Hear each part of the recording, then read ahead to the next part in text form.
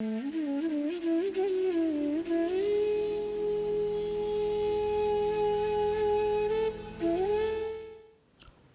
है झारखंड से। नमस्ते सर। बहुत लंबे समय तक कई वर्ष मैंने तमाम तरह की ध्यान की विधियों का प्रयोग करा। उसके बाद ईश्वर ने मुझे ओशो जी के पास भेज दिया और अंततः ओशो जी से ईश्वर ने मुझे आपके पास भेज दिया। तो अब आप ही मुझे बताइए कि मुझे ईश्वर कैसे मिले।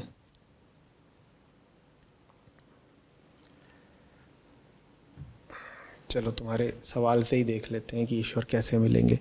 कह रहे हो कि पहले ध्यान की कुछ विधियों का सहारा लेते थे ईश्वर को पाने के लिए, ठीक है। फिर कह रहे हो कि ईश्वर ने तुमको ओशो जी के पास भेज दिया। फिर कह रहे हो कि ओशो जी के बाद ईश्वर ने तुम्हें मेरे पास भेज दिया। तो ईश्वर तुमसे कैसे मिलने आए थे? तुम्हें किस तरह से निर्देश देते थे? ईश्वर तुम्हें कैसे निर्देश देते थे कि अब जाओ ओशो जी के पास, या कि हो गया अब ओशो जी के पास बहुत समय हो गया, अब तुम प्रशांत जी के पास जाओ? ये तुम्हें सूचनाएं ईश्वर से किस तरह से मिलती थी? लिफाफा आता था, ईमेल आती थी, व्हाट्सएप आता था, वो खुद आते थे, द्वार खटखटाते थे? कैसे कैसे होता था? या जब तुमने ध्यान करना भी शुरू किया था तो ये तुम्हें कैसे पता चला था कि तुम्हें ध्यान करना चाहिए? मैं तुम्हारे इसी प्रश्न का उत्तर दे रहा हूँ कि तुम ईश्वर से मिलना चाहते हो। तुम कह रहे हो कि आचार्य जी मुझे ईश्वर से मिलवाइए। उससे पहले तुम कह रहे हो ईश्वर ने मुझे यहाँ भेजा, वहाँ भेजा, ये करवाया, वो करवाया। जैसे तुम्हें ईश्वर ने अभी तक सहायता दी, निर्देश दिए, उसी से समझ जाओ कि ईश्वर से कैसे मिलना है। ईश्वर कोई व्यक्ति तो है नहीं कि सामने आकर के तुम्हारे खड़े हो जाएंगे। वो किसी भाषा में तो बोलते नहीं कि तुमसे हिंदी, अंग्रेजी, बांग्ला किसी भाषा में संवाद करेंगे। ईश्वर क्या है? ईश्वर तुम्हारे ही भीतर की वो ताकत है जो तुम्हें सत्प्रेरणा देती है। ईश्वर ऐसे हैं जैसे दूर कहीं कोई रोशनी हो। अंधेरा जगत है जिसमें दूर कहीं कोई रोशनी, और तुम्हें उस रोशनी तक पहुंचना है, ठीक है। तुम्हें उस रोशनी तक पहुंचना है। जैसा तुम यहां कह रहे हो कि तुम ईश्वर तक पहुंचना चाहते हो। कैसे पहुंचोगे उस रोशनी तक? तुम्हारी दुनिया में तो अंधेरा ही अंधेरा है, तुम्हारे रास्ते पर भी अंधेरा छाया हुआ है, तो उस रोशनी तक कैसे पहुंचोगे? उस रोशनी का ही सहारा लेकर, वही रोशनी तुम्हें दिखा रही है कि रास्ता कहाँ उबड़ खाबड़ है, कहाँ मोड़ ले रहा है, कहाँ चढ़ाई है, कहाँ कांटे हैं, कहाँ अवरोध है, किधर को चढ़ना, किधर को मुड़ना। ये सब तुम कैसे देख पा रहे हो? उसी रोशनी के प्रकाश में जिस तक तुम पहुंचना चाहते हो। तो ईश्वर लक्ष्य भी है और पथ प्रदर्शक भी।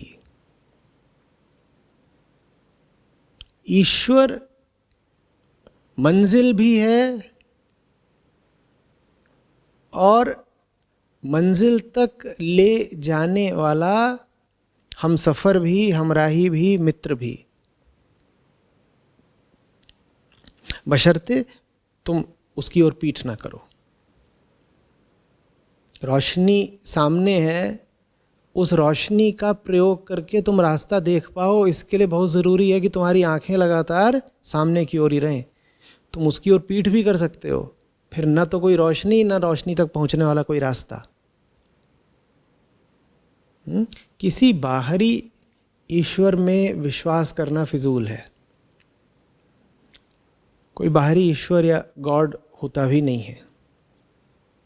अरे बाहर ही कुछ नहीं होता तो बाहर ईश्वर कहाँ से हो जाएगा? तुम्हारे ही मन के केंद्र का नाम है ईश्वर। तुम्हारे ही इरादों की सच्चाई का नाम है ईश्वर। और यहाँ जो मूल बात है उसको पकड़ लो अच्छे से। जिस तक तुम्हें पहुँचना है वही तुम्हें उस तक पहुँचने की, स्वयं तक पहुँचने की शक्ति भी देगा, बुद्धि भी देगा। ये बात है ईश्वर के साथ। तुम्हारे ही भीतर से कोई प्रेरणा उठी होगी ना, जो तुमने तय किया कि अब तुम्हें मेरे वीडियोस देखने हैं, और तुमने 4 महीने, 6 महीने, साल भर जितना भी होगा वो वीडियो वगैरह देखे होंगे। ये बात तुमसे विवश करके तो नहीं कराई गई, तुमने स्वयं ही फैसला लिया ना। वो तुम्हारे भीतर की सच्चाई जो तुमसे ये फैसला करवा रही है उसको ईश्वर बोलते हैं।